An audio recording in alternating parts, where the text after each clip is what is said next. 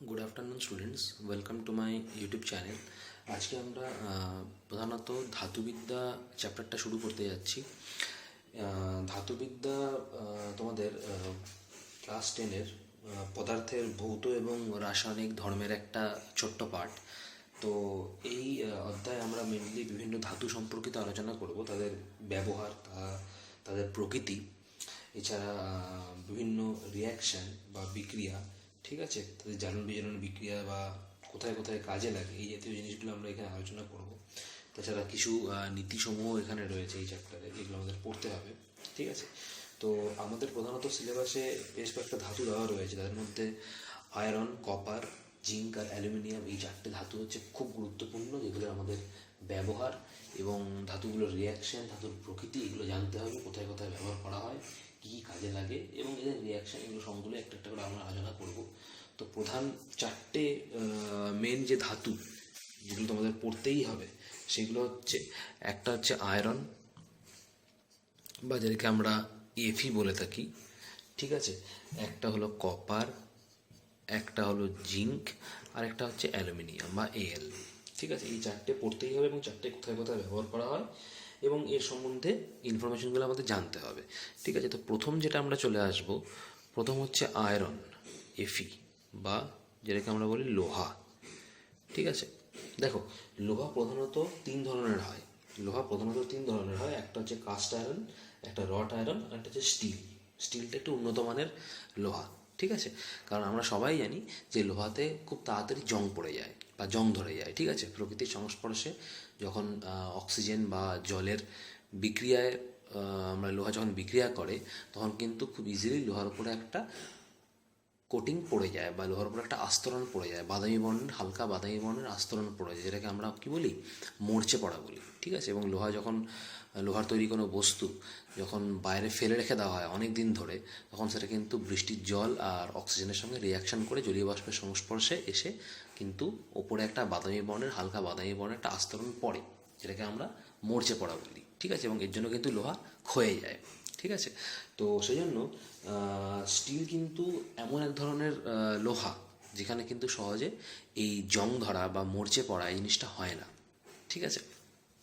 সেজন্য উন্নত মানের লোহা বলা হয়। তাহলে সেক্ষেত্রে লোহা হচ্ছে তিন রকমের লোহা আমরা পাওয়া যায়, তিন ধরনের লোহা তিন রকমের হয়। প্রথমটা হচ্ছে কাস্ট আয়রন, কাস্ট আয়রন। দু নাম্বার হচ্ছে রট আয়রন, রট আয়রন। আর 3 নাম্বার হচ্ছে স্টিল, ঠিক আছে। আচ্ছা, কস্ট আয়রনকে সাধারণত বলা হয় ঢালাই লোহা, একে আমরা সাধারণত কস্ট আয়রন বলি, বা আরও ভালো বাংলায় যদি আমরা বলি, তো সেটার নাম হবে ঢালাই লোহা, কস্ট আয়রন বা ঢালাই লোহা, ঠিক আছে। এখন এই কস্ট আয়রন বা ঢালাই লোহা কোথায় ব্যবহার করা হয়? এই কাস্ট আয়রন বা ঢালাই লোহা ব্যবহার করা হয় প্রধানত স্টিল এবং সামান্য পরিমাণে রট আয়রন প্রস্তুতিতে। এই যে আমরা রট আয়রন পড়লাম 2 নম্বরে, এই রট আয়রন প্রস্তুতি করার জন্য বা সামান্য পরিমাণে প্রধানত স্টিল এবং সামান্য পরিমাণে রট আয়রন প্রস্তুত করার জন্য কিন্তু এই কাস্ট আয়রন বা ঢালাই লোহা ব্যবহার করা হয়, ঠিক আছে। প্রধান ব্যবহার হচ্ছে স্টিল, মেনলি হচ্ছে স্টিল, প্রধানত স্টিল ও সামান্য পরিমাণে রট আয়রন প্রস্তুতিতে ব্যবহার করা হয়,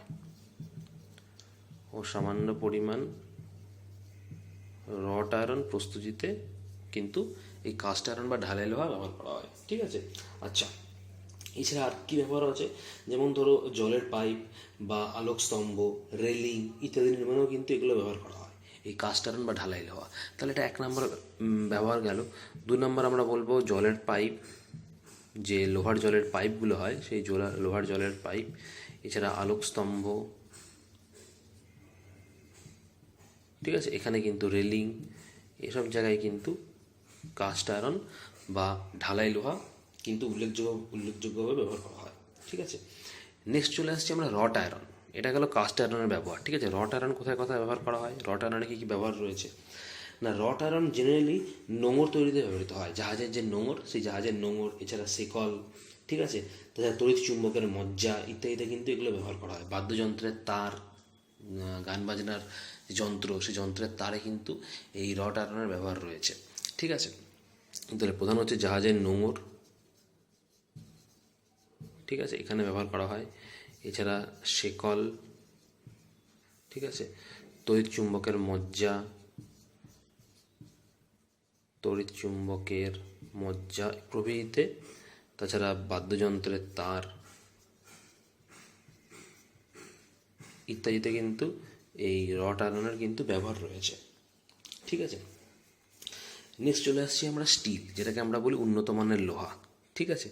এই স্টিলের কোথায় কোথায় ব্যবহার করা হয় দেখো, স্টিল প্রধানত বিভিন্ন ফার্নিচারে কিন্তু আমরা স্টিল ব্যবহার করে থাকি। যেমন ধরো স্টিলের খাট, ঠিক আছে, আমাদের প্রায় প্রত্যেকের বা অনেকের বাড়িতেই কিন্তু রয়েছে। সুতরাং খাট কি একটা ফার্নিচার বা আসবাবপত্র, ঠিক আছে। এছাড়া স্টিলের চেয়ার এখানে কিন্তু ব্যবহার করা হয়, ঠিক আছে।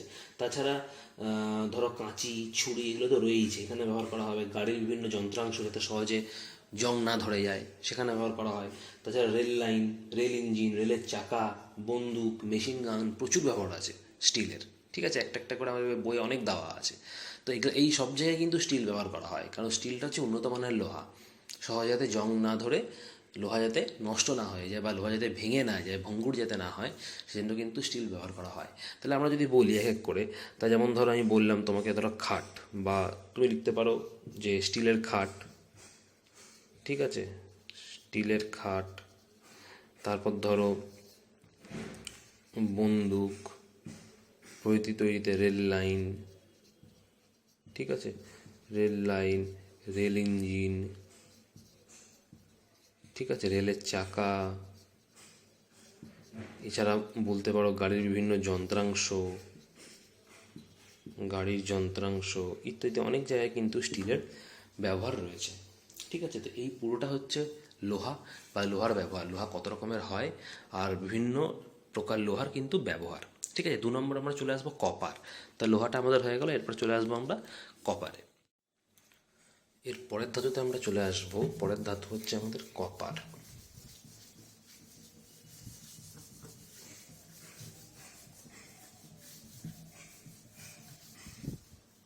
তো নেক্সট ধাতু হচ্ছে কপার, সিইউ। 2 নম্বর ধাতু হলো কপার, ঠিক আছে।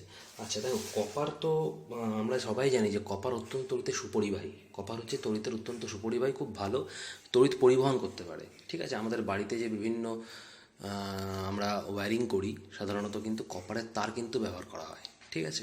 তো এর প্রধান ব্যবহার হবে যে তড়িতের সুপরিবাহিতার জন্য কিন্তু কপার ব্যবহার করা হয়, মানে তড়িতের সুপরিবাহিতার জন্য তড়িৎবাহী তার।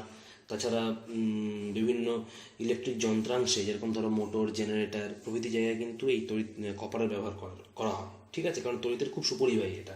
তড়িতের সুপরিবাহী, তাপেরও সুপরিবাহী, ঠিক আছে। 2 নম্বর ব্যবহার হচ্ছে তাপের সুপরিবাহিতার জন্য কিন্তু ব্যবহার করা হয়। তাপের সুপরিবাহিতার জন্য যেরকম বয়লারে ধরো বা পাইপ প্রভৃতি তৈরিতে কিন্তু এর ব্যবহার রয়েছে, ঠিক আছে। এছাড়া বিভিন্ন সংকর ধাতু বলতে যেমন পিতল আছে, ব্রোঞ্জ আছে, জার্মান সিলভার আছে। সংকর ধাতু কাকে বলে আমি পরে বলছি, ঠিক আছে। ইত্যাদি বিভিন্ন প্রকার ধাতু প্রস্তুতিতে কিন্তু এই কপার কিন্তু ব্যবহার করা হয়, ঠিক আছে। তাহলে প্রথম যেটা আমরা লিখব যে তড়িতের সুপরিবাহিতার জন্য কিন্তু এর ব্যবহার রয়েছে। তো প্রথম ব্যবহার হচ্ছে তড়িৎ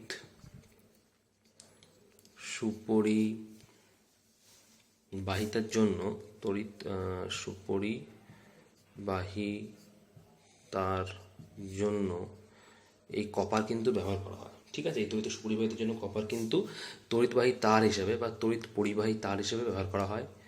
তড়িৎ পরিবাহী তার, তড়িৎ সুপরিবাহিতার জন্য তড়িৎ পরিবাহী তার। এছাড়া মোটর,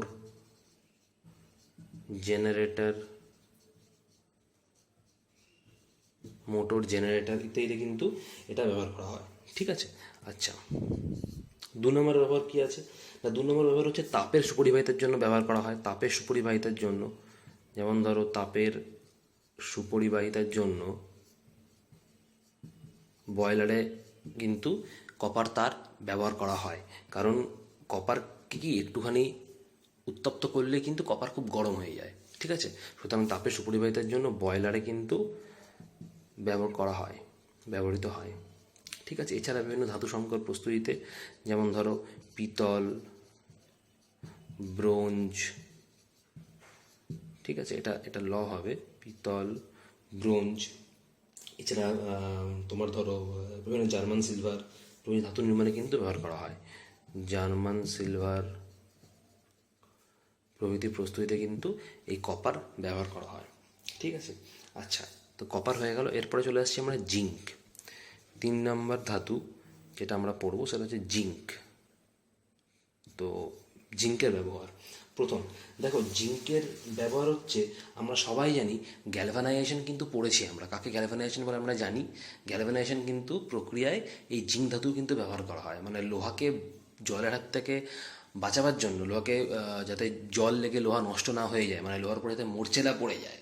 ঠিক আছে, কারণ লোহার উপর তো মরচে চলে আসে জলীয় বাষ্পের উপস্থিতিতে আর বাতাসের অক্সিজেনের উপস্থিতিতে কিন্তু লোহা বিক্রিয়া করে। তার জন্য লোহার উপরে একটা লোহার উপর একটা হালকা বাদামি বর্ণের একটা আস্তরণ পড়ে যায়, আমরা বলি কি মরচে পড়ে গেছে, তাই তো। তো এটা থেকে লোহাকে বাঁচাবার জন্য কিন্তু গ্যালভানাইজেশন প্রক্রিয়ায় লোহার উপর একটা কোটিং দিয়ে দেওয়া হয়, যেটাকে আমরা কি বলি স্টেনলেস স্টিল বলি, বা শুধু স্টিল বলা হয়, আমাদের শুধু স্টিলও বলে। ঠিক আছে, তো এই পদ্ধতির নাম হচ্ছে গ্যালভানাইজেশন। ঠিক আছে, এই গ্যালভানাইজেশন কিন্তু এই জিঙ্ক ধাতু দিয়ে করা হয়, মানে জিঙ্কের একটা প্রলেপ দেওয়া হয় উপরে লোহার মরচে পড়ার হাত থেকে বাঁচাবার জন্য। তো এই গ্যালভানাইজেশন প্রক্রিয়ায় কিন্তু জিঙ্ক ব্যবহার করা হয়। ঠিক আছে, এছাড়া বিভিন্ন তড়িৎ কোষ তৈরি করার জন্য, বা ইলেকট্রিক সেল, ইংরেজিতে বলা হয় ইলেকট্রিক সেল বা তড়িৎ কোষ তৈরি করার জন্য কিন্তু জিঙ্ক ব্যবহার করা হয়। ঠিক আছে, এছাড়া পিতল, জার্মান সিলভার, গান মেটাল ইত্যাদি ধাতু সংকর তৈরি করার জন্য কিন্তু জিঙ্কের বহুল ব্যবহার রয়েছে। ঠিক আছে, তো এই হলো জিঙ্কের ব্যবহার। প্রধান যে ব্যবহার সেটা আমরা লিখবো হচ্ছে গ্যালভানাইজেশন প্রক্রিয়ায়, বা লোহার ওপর বিভিন্ন মরচে নিবারণ করার জন্য, বা মরচেটাকে যাতে লোহার উপরে না পড়ে তার জন্য কিন্তু গ্যালভানাইজেশন পদ্ধতিতে জিঙ্কের ব্যবহার করা হয়। তাহলে আমরা লিখব জিঙ্কের ব্যবহার হচ্ছে লোহার ওপর মরিচা নিবারণের জন্য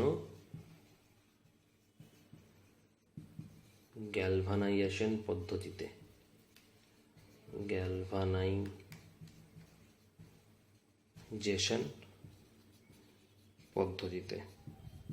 ঠিক আছে, এই প্রথম ব্যবহার। 2 নম্বর ব্যবহার কি? 2 নম্বর ব্যবহার হচ্ছে বিভিন্ন তড়িৎ কোষ তৈরি করার জন্য ব্যবহার করা হয়। বিভিন্ন তড়িৎ কোষ প্রস্তুতিতে ব্যবহার রয়েছে।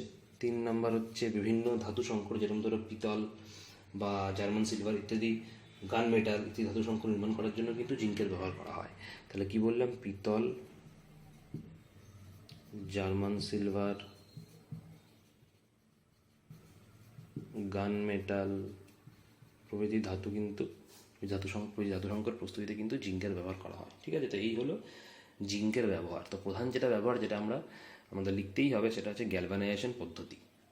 লোহার উপর মরচে নিবারণ করার জন্য গ্যালভানাইজেশন পদ্ধতিতে কিন্তু জিঙ্কের ব্যবহার রয়েছে, এটা হচ্ছে জিঙ্কের প্রধান ব্যবহার। ঠিক আছে, জিঙ্ক হয়ে গেল। এবার আসছি আমরা অ্যালুমিনিয়াম। 4 নম্বর হচ্ছে অ্যালুমিনিয়াম কোথায় কোথায় ব্যবহার করা হয় না? অ্যালুমিনিয়াম দেখো, আমাদের প্রত্যেকেরই বাড়িতে কিন্তু অ্যালুমিনিয়ামের ব্যবহার করা হয়।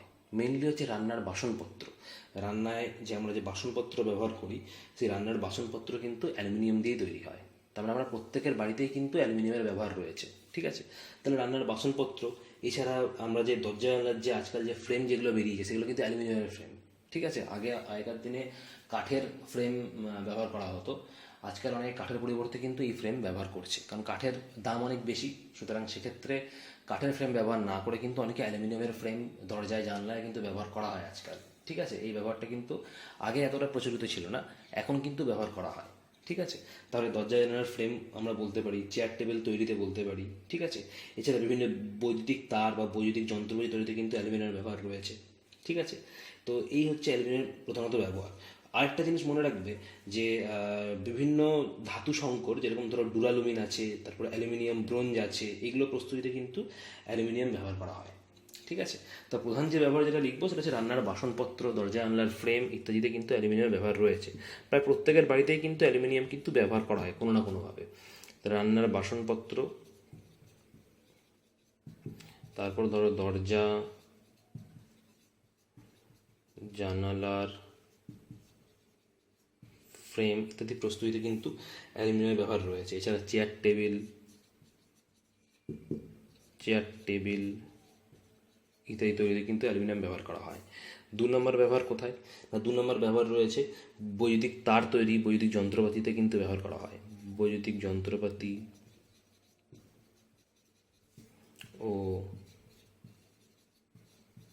বৈদ্যুতিক তার, এখানে অ্যালুমিনিয়াম ব্যবহার করা হয়। ঠিক আছে। 3 নম্বর ব্যবহার কোথায়? 3 নম্বর ব্যবহার যেমন ধরো আমি বলতে পারি ওই বিভিন্ন ধাতু সংকর, যেরকম ধরো ডুরালুমিন, অ্যালুমিনিয়াম, ব্রোঞ্জ ইত্যাদিতে কিন্তু অ্যালুমিনিয়াম ব্যবহৃত হয়। ডুরালুমিন, অ্যালুমিনিয়াম, ব্রোঞ্জ প্রভৃতি ধাতু সংকর প্রস্তুতিতে অ্যালুমিনিয়াম কিন্তু বহুল পরিমাণে ব্যবহৃত হয়। ঠিক আছে। তো এই হলো অ্যালুমিনিয়ামের ব্যবহার। তাহলে আমরা 4টে ধাতুরই ব্যবহার এবং এগুলো পড়ে নিলাম। এগুলো আমাদের কিন্তু দিতে পারে যে 4টে ধাতু, প্রধান যে 4টে ধাতু আমরা ধাতু বিদ্যা এই চ্যাপ্টারে আমরা কিন্তু পড়লাম। ঠিক আছে। মেন হচ্ছে কপার, জিঙ্ক, অ্যালুমিনিয়াম আর আয়রন। ঠিক আছে। আচ্ছা, এবার আমাদের পড়তে হবে যে ধাতু সংকর আমরা বলতে কি বুঝি। ধাতু সংকর বা এটাকে সংকর ধাতুও বলা হয়। ধাতু সংকর বা সংকর ধাতু। ঠিক আছে। ধাতু সংকর বা সংকর ধাতু। দেখো, ধাতু সংকর বা সংকর ধাতু কি? দুটো বা দুটোর বেশি ধাতুর কিন্তু সমসত্ব বা অসমসত্ব মিশ্রণ। আমরা যদি খুব ছোট করে বলতে চাই যে 2 বা দুটোর বেশি ধাতু, 2 বা ততোধিক ধাতুর সমসত্ব বা অসমসত্ব মিশ্রণ। সমসত্ব মিশ্রণ মানে কি? যেখানে দুটো ধাতু কিন্তু একই হবে। ঠিক আছে। আর অসমসত্ব মিশ্রণ মানে যেখানে দুটো বা দুটোর বেশি ধাতু কিন্তু আলাদা আলাদা হবে, তখন তাকে অসমসত্ব মিশ্রণ বলা হয়। তো দুটো বা দুটোর বেশি ধাতু আমরা যদি একে অপরের সঙ্গে মিশিয়ে দিই, ঠিক আছে, এবং সেই ধাতুটা কিন্তু একটি ধাতুর মতোই আচরণ করবে।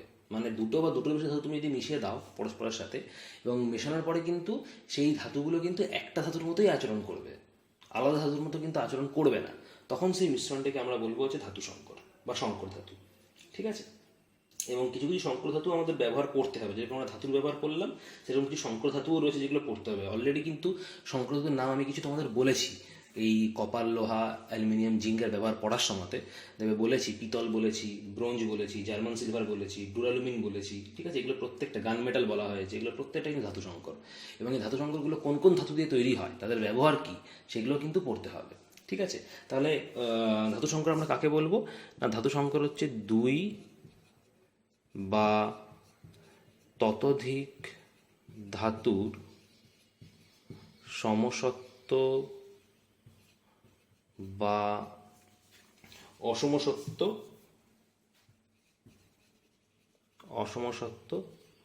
মিশ্রণ। প্রধানত 2 বা ততোধিক ধাতুর সমসত্ব বা অসমসত্ব মিশ্রণ। আমরা যদি খুব ছোট করে বলতে চাই ধাতু সংকর কি, না 2 বা ততোধিক ধাতুর সমসত্ব বা অসমসত্ব মিশ্রণ। ঠিক আছে। যদি আমরা সংজ্ঞানুযায়ী যদি আমরা বলি, তাহলে আমাদের বলতে হবে যে 2 বা ততোধিক ধাতুর সমসত্ব বা অসমসত্ব যে কোনো ধরনের সংযোগে যে পদার্থ উৎপন্ন হয় এবং সেই পদার্থ যদি ধাতুর মতো আচরণ করে, একটি ধাতুর মতো আচরণ করে, তখন তাকে বলা হয় ধাতু সংকর। আবার বলছি, 2 বা ততোধিক ধাতুর সমসত্ব বা অসমসত্ব যে কোনো ধরনের মিশ্রণকে বা যে কোনো ধরনের সংযোগে উৎপন্ন যে পদার্থ ভৌত ধর্মে একটি মাত্র ধাতুর মতো আচরণ করে বা একটি মাত্র ধাতুর ন্যায় আচরণ করে, তাকে বলা হয় ধাতু সংকর বা সংকর ধাতু। ঠিক আছে। শুনে শুনে কথাটা লিখে নিও সংজ্ঞাটা। ঠিক আছে।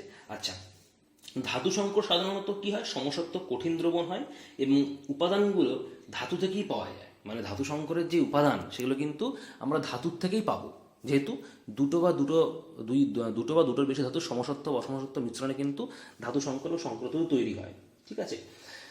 এছাড়া একটি ধাতুর সঙ্গে যখন অন্য কোনো একটা ধাতু নির্দিষ্ট পরিমাণে মেশানো হয় বা মিশ্রিত করা হয়, তখন ধাতু সংকর তৈরি হয়। আমরা সবাই জানি যে দুটো ধাতু সংকর হচ্ছে 2 বা ততোধিক ধাতুর সমসত্ব বা অসমসত্ব মিশ্রণ।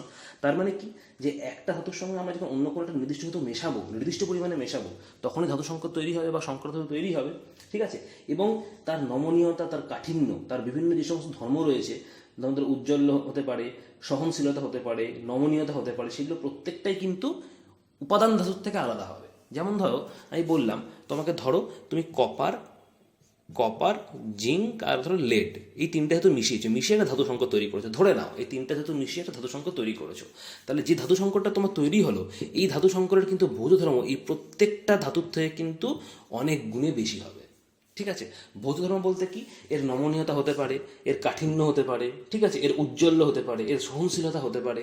প্রত্যেকটা ভৌত ধর্ম কিন্তু এই ধাতু সংকর যে ধাতু দিয়ে তৈরি হয়েছে তাদের থেকে কিন্তু বহু গুণে বেশি হবে।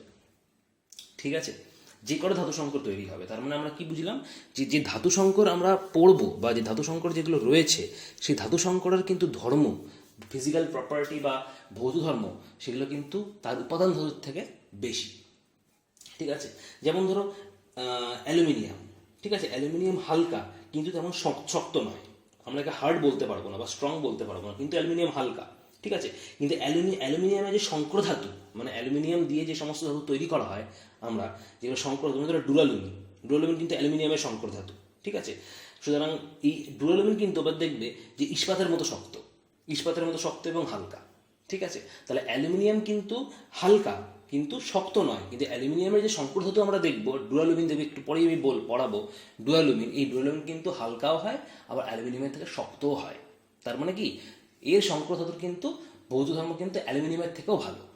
তার মানে ধাতু সংকরের যে ভৌত ধর্ম হবে বা ধাতু সংকরের যে সমস্ত ফিজিক্যাল প্রপার্টি আমরা পড়বো, সেগুলো কিন্তু তার উপাদান ধাতুর থেকে অনেক গুণে বেশি ভালো, বা অনেক গুণে বেশি আমরা বলতে পারি যে উৎকর্ষতা বেশি ধাতু সংকর।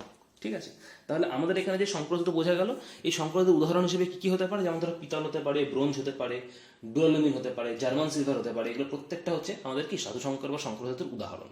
ঠিক আছে, তা আমাদের এখানে সিলেবাসে বেশ কয়েকটা ধাতু সংকর দেওয়া রয়েছে। মেইনলি হচ্ছে আমরা যে ধাতুগুলো পড়লাম, মানে আয়রন, কপার, জিঙ্ক, তারপর অ্যালুমিনিয়াম, এই যে ধাতুগুলো পড়লাম, এদের ধাতু সংকরগুলো আমাদের পড়তে হবে, এগুলোই আমাদের সিলেবাসে রয়েছে। ঠিক আছে, তাহলে সেক্ষেত্রে আমরা একটা একটা করে ধাতু সংকরগুলো লিখছি। তাহলে প্রথম ধাতু সংকর যেটা আমাদের পড়তে হবে সেটা হচ্ছে পিতল, নাম্বার 1। নাম্বার 2 চলে আসবে জার্মান সিলভার, জার্মান সিলভার 3 নাম্বারে চলে আসবে ডুরালুমিন, এটা খুব গুরুত্বপূর্ণ, খুব important, duralumin 3 number duralumin. 4 number সংকর ধাতু চলে আসবে ম্যাগনেলিয়াম।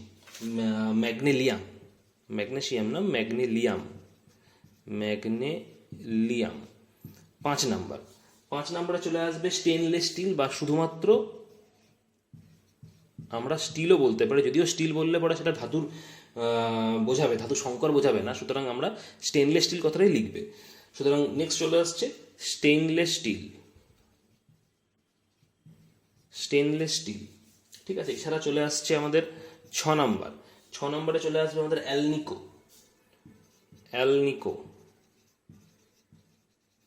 7 নম্বরে চলে আসবে গান মেটাল। এই প্রত্যেকটা কিন্তু আমরা যে কটা ধাতু পড়লাম তার প্রত্যেকটা ধাতুর কিন্তু ধাতু সংকর। ঠিক আছে, এদের ব্যবহারও পড়তে হবে, এবং এই ধাতু সংকরগুলো কী কী ধাতু দিয়ে তৈরি সেগুলো কিন্তু পড়তে হবে। ব্যবহারের থেকেও কিন্তু ধাতু সংকরগুলো কী কী দিয়ে তৈরি হয়েছে, মানে কোন কোন ধাতু দিয়ে তৈরি হয়েছে, সেগুলো কিন্তু বেশি গুরুত্বপূর্ণ। ঠিক আছে, তাহলে প্রথমে যে চলে আসছে আমরা পিতল। এই পিতল কী কী দিয়ে তৈরি হয়েছে দেখো, আমি এখানে এক করে লিখছি পিতল, কী কী ধাতু দিয়ে এই পিতল ধাতু সংকর তৈরি হয়েছে। পিতল প্রধানত আমাদের যে ধাতুগুলো পড়লাম সেগুলোর মধ্যেই কিন্তু কোনো না কোনো ধাতু দিয়ে পিতল তৈরি হয়েছে। ঠিক আছে, এবার আমাদের জানতে হবে পিতল কী কী দিয়ে তৈরি হয়েছে। ঠিক আছে, দেখো পিতল প্রধানত তৈরি হয় কপার আর জিঙ্ক দিয়ে। কপার আর জিঙ্ক, এই দুটো ধাতু দিয়ে তৈরি হয়। ঠিক আছে, তো পিতলের মধ্যে কপারও রয়েছে আবার জিঙ্কও রয়েছে। কপার থাকে 50%-এর মতো আর জিঙ্ক থাকে 30%-এর মতো। ঠিক আছে, কপার 50 না, এটা 70-র মতো থাকবে, জিঙ্ক থাকবে 30, হলো 100%। ঠিক আছে, তারপরে কপার থাকবে 70%-এর মতো আর জিঙ্ক থাকবে 30%-এর মতো। এই কপার আর জিঙ্ক দিয়ে কিন্তু তৈরি হয় পিতল। ঠিক আছে, কোথায় ব্যবহার করা হয় দেখো, পিতলও কিন্তু আমরা প্রত্যেকের বাড়িতে প্রায় ব্যবহার করা হয়। যেরকম অ্যালুমিনিয়াম কোথায় ব্যবহার করা হয়, রান্নার বাসনপত্র তৈরিতে। ঠিক আছে, তেমনি পিতলও কিন্তু বাসনপত্র তৈরিতেই ব্যবহার করা হয়। গৃহস্থলীর বিভিন্ন বাসনপত্র, জলের কল, এছাড়া বিভিন্ন মূর্তি ইত্যাদি যন্ত্রাংশ প্রভৃতিতে কিন্তু এই পিতলের ব্যবহার করা হয়। তাহলে ব্যবহার হিসেবে আমরা কি লিখব, গৃহস্থালীর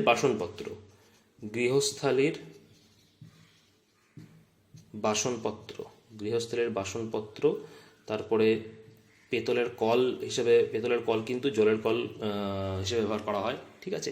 এছাড়া আমরা বলতে পারি যে বিভিন্ন মূর্তি প্রস্তুতিতে কিন্তু এই পেতল কিন্তু ব্যবহার করা হয়, ঠিক আছে। তারপর ধরো তালা, ঠিক আছে, তালা তৈরিতেও কিন্তু এই পেতল ব্যবহার করা হয়, ঠিক আছে। 2 নম্বর চলে আসছি। পিতলের পরে 2 নম্বর হচ্ছে তোমার জার্মান সিলভার, ঠিক আছে। জার্মান সিলভার কী কী ধাতু দিয়ে তৈরি? এর মধ্যে কপার থাকে, জিঙ্ক থাকে, মানে এই দুটো তো থাকেই, কপার আর জিঙ্ক তো থাকেই, এর সঙ্গে আরেকটা মেটাল থাকে, সেটা হচ্ছে নিকেল, ঠিক আছে। তার মানে কপার থাকে, জিঙ্ক থাকে আর নিকেল থাকে, ঠিক আছে। পার্সেন্টেজগুলো কীরকম হয়? কপার থাকে 50%-এর মতো, ঠিক আছে, জিঙ্ক থাকে 30%-এর মতো, আর বাকিটা নিকেল, মানে 20%-এর মতো নিকেল থাকে, টোটাল 100%, ঠিক আছে। কোথায় কোথায় ব্যবহার করা হয়? এটাও কিন্তু বাসনপত্র তৈরিতে ব্যবহার করা হয়। বাসনপত্র, ফুলদানি, ফটো ফ্রেম, বিভিন্ন ঘর সাজাবার জিনিস ইত্যাদিতে কিন্তু এই জার্মান সিলভার ব্যবহার করা হয়। তাহলে আমরা লিখবো কি না, বাসনপত্র,